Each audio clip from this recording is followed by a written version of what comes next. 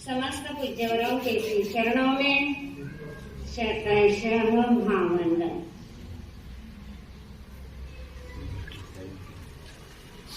जो इंसान खुद के लिए जीता है उसका एक दिन मरण होता है। जो इंसान खुद के लिए जीता है उसका एक दिन मरण होता है। लेकिन जो इंसान दूसरों के लिए जीता है उसका हर दिन हर पल स्मरण होता है। ऐसे भारत माता गुरनी मैया पूज्य प्रमोद सुधा जी महाराज साहब जो संघ समाज और जिन शासन के लिए जिए, इसीलिए उन्हें हर दिन स्मरण करते हैं। आज उनका 20वां पुण्य स्मृति दिन। आज विशेष प्रसंग पर विशेष विभूति का हम लोग स्मरण कर रहे हैं। वास्तव में देखा जाए तो जीवन के लिए जो आराध्य होते हैं, जो श्रद्धेय होते हैं, जो पूजनीय होते हैं, जो वंदनीय होते हैं, उनका कभी विस्मरण नहीं होता। वे हर पल स्मृति पटल पर विराजमान होते हैं। पर सामूहिक तौर पर आज के दिन हम उन्हें याद करने जा रहे हैं। और आप लोगों ने अभी प्रमोद चालीसा के माध्यम से पूज्य प्रमोद सुधा जी महाराज साहब का जीवन कैसा था, इसे आप लोगों ने श्रवण कर लिया, बराबर। और यह प्रमोद चालीसा की कृति पूज्य बिसोही दर्शना जी महाराज साहब ने बड़ी सुंदर बढ़िया कृति बनाई है।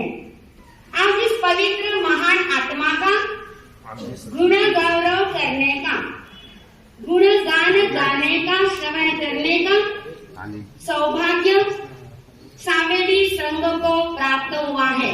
और सोने में सुहागा के रूप में पूज्य प्रवर्तक श्री जी महाराज साहब इतनी दूर पर विहार करके यहाँ पर पधारे, उनके चरणों में भी हम सबकी ओर से हार्दिक अभिनंदना करते हैं। भारत माता पूज्य प्रमोद सुधा जी महाराज साहब का जीवन आप लोगों ने देखा, आपने उनके दर्शन भी किए, आप लोगों को चातुर्मास का लाभ भी। महाराज साहब हमेशा फरमाते कि भूतकाल को भूल जाना, वर्तमान में आनंद से जीना और भविष्य को कुदरत पर छोड़ देना, यह उनके जीवन का रहस्य था। उन्होंने इस रहस्य को समझ लिया कि जो वर्तमान में जीता है वह प्रसन्नता से जीता है, जो वर्तमान में जीता है वह खुद के लिए जीता है, स्व के लिए जीता है। और ऐसे सतत स्व में रहते हुए वे व्यस्त थे। मैं आपसे पूछूं, आप लोग व्यस्त हैं या त्रस्त हैं? जीवन उसी का मस्त है जो स्वयं के कार्य में व्यस्त है, और परेशान वो है जो दूसरों की खुशियों से त्रस्त है। सवाल, व्यस्त या त्रस्त? चलिए बिना बोलो। देखिए, हाँ, आप सभी व्यस्त। अभी आप लोग श्रवण कर रहे हैं, साथ साथ में देखो हमारी बहनें कोई माला गिन रही है, कोई पूजनी का प्रतिलेखन करते हैं, कोई अनापूर्वी कह रहे हैं, कोई जो रोज का नित्य नियम होता है वह नित्य नियम कर रहे हैं, और हमारे बंधुराज व्हाट्सएप का पलेवन कर रहे हैं। क्या क्या मैसेज आए, सवेरे से बैठे बैठे कानों से सुना भी जा रहा है, साथ साथ में प्रतिलेखन भी हो रहा है। पर दोनों कार्य एक साथ। आपको लगता है ज्यादा से ज्यादा समय का उपयोग होना चाहिए, कानों से सुना भी जाए और प्रतिलेखन भी होता जाए, व्हाट्सएप भी देखे किसका मैसेज आए, किसके फोन आए, ये सारे कार्य चल रहे हैं। पर देखो, ध्यान कहीं एक पर ही, एक जगह पर ही टिका रहता है। अगर आपका श्रवण की ओर ध्यान होगा तो प्रतिलेखन की ओर ध्यान नहीं जाएगा। इसलिए आप लोग सभी व्यस्त है, और हम लोग देखते हैं जिसे भी देखो वह व्यक्ति हर हमेश व्यस्त रहता है। आपने गिलहरी को देखा? गिलहरी यानी भालूकाई, वह इधर से उधर भागती रहती है। आपने कौवे को भी देखा, कौवा क्या करता, अपनी आंख से इधर उधर देखता। मछली को भी आपने देखा, वह मछली निरंतर पानी में चलती रहती है। और आपने हरिण को भी देखा, वह इधर उधर भागता है, भागने में व्यस्त रहता है। और आज मनुष्य का स्वभाव बन गया कि वह सतत व्यस्त रहता है, अपने आप को बिजी बनाए रखता है। बराबर, सब लोग कहते माँ साहब घनी लाइफ बिजी हो गई। और हमारे पूज्य अलग ऋषि जी माँ साहब के सेवा में जब भी पहुंचो, उन्हें पूछो कैसी माँ साहब, कई क्यों बहन माँ साहब इतना बिजी छुड़ी ले, बिल्कुल टाइम से आओ, है ना। तो ऐसे आप लोग हमेशा व्यस्त रहते हो। कई लोगों को देखा, कई लोग आओ माँ साहब इतो काम है, माने इतो काम है, मरने सुद्धा फुर्सत नहीं। मरण आने के बाद रुकने मन नहीं क्या, ऐसे ठंडी लगेगी इतो काम होने बाबा कैसे देखा ना। इस प्रकार लोग बोल देते हैं ने अपने आप को मनुष्य ने इतना व्यस्त बनाकर रखा है। और यह व्यस्तता भीतर से मनुष्य इतना ही उग्र भी होता है और व्यग्र भी होता है। जो व्यक्ति उग्र और व्यग्र होता है, ऐसे व्यक्ति की व्यस्तता नहीं कही जा सकती, क्योंकि ऐसा व्यक्ति भीतर से कभी भी निश्चिंत नहीं होता। उसमें निर्भयता होती है क्या? नहीं होती। उसमें हल्कापन भी नहीं होता। हल्कापन यानी निर्भय, बोझ मुक्त, बोझिल नहीं, यानी उसमें हल्कापन और खुलापन भी नहीं होता। ऐसा आज का व्यक्ति व्यस्त है। और आज यह व्यस्तता मनुष्य को पलायनवादी भी बना देती है। आपने देखा होगा कि मनुष्य कैसे पलायनवादी बन रहा है।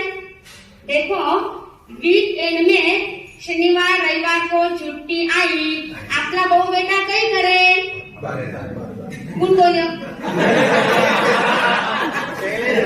कई करे आपला बहु बेटा बारे जावे।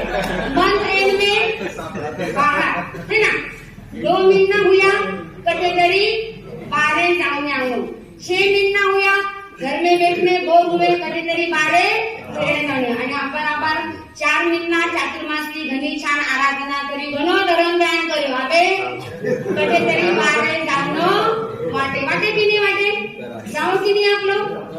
हर एक को लगता है कि कहीं न कहीं बाहर जाकर घूम कर आना, लंबी टूर करते, लंबी ट्रिप पर निकल जाते हैं। आज का यह व्यस्त मनुष्य, क्यों मनुष्य इतना व्यस्त हो गया? रोज अपने घर रोज करवा खाओ, रोज वाच किसके जितने हो गए, ऑफिस रोज काम करने घंटा आयो, कटे तरी बारे जाऊशी वाटे। आणि पछे कई हुए मनुष्य कई करे, पछे व्यस्त है कि नहीं, पछे यानी घूमने के लिए जाना है तो भी आप व्यस्त हो जाते हैं। और आज का मनुष्य अकेले रहना पसंद नहीं करता, क्योंकि अकेले में प्रसन्नता का अनुभव नहीं होता। इसलिए मनुष्य सार्थक या निरर्थक, उपयोगी या अनुपयोगी, आवश्यक या अनावश्यक, ऐसी अनेक प्रकार की प्रवृत्ति में अपने आप को व्यस्त बनाए रखता है। और ऐसी व्यस्तता वर्तमान काल में गौरवप्रद मानी जाती है और समझा जाता है। जो व्यक्ति जितना ज्यादा व्यस्त, वह व्यक्ति उतना ज्यादा बड़ा। जो व्यक्ति जितना ज्यादा व्यस्त, वह व्यक्ति उतना ज्यादा महान। और जो व्यक्ति जितना ज्यादा व्यस्त, उतना ज्यादा अपने लाइफ में सक्सेस और सफल होता। ऐसा आप लोग मैंने समझा, ऐसा आप लोग समझते हैं। इस प्रकार व्यक्ति ऐसा व्यस्त रहता है। और ऐसी व्यस्तता में ऐसे व्यस्त लोग जो अपने संबंध को समय नहीं दे पाते, जो अपने मन को प्रसन्न नहीं रख पाते, जो अपने मन की स्थिरता को, अपने मन की समाधि को बनाए नहीं रखते, जो व्यक्ति अपने सद्गुणों का विकास करने में प्रयास नहीं करते,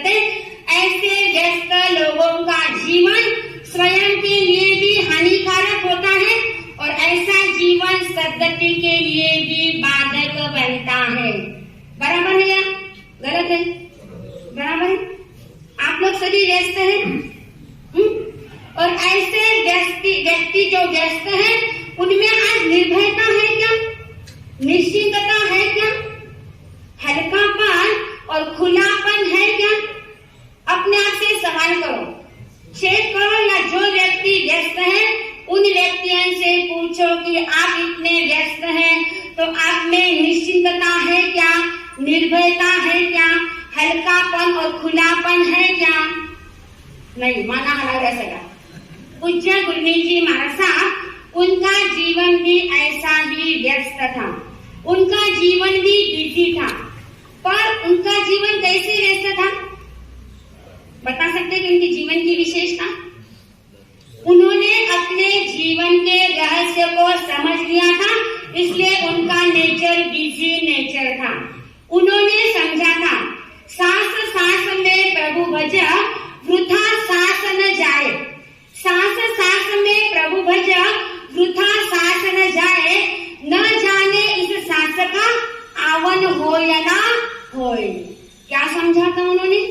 सांस सांस में प्रभु का भजन करते रहना चाहिए, और वो हमेशा प्रभु भजन में तल्लीन रहते थे। हमेशा सतत अजपा जाप उनका चलता रहता था।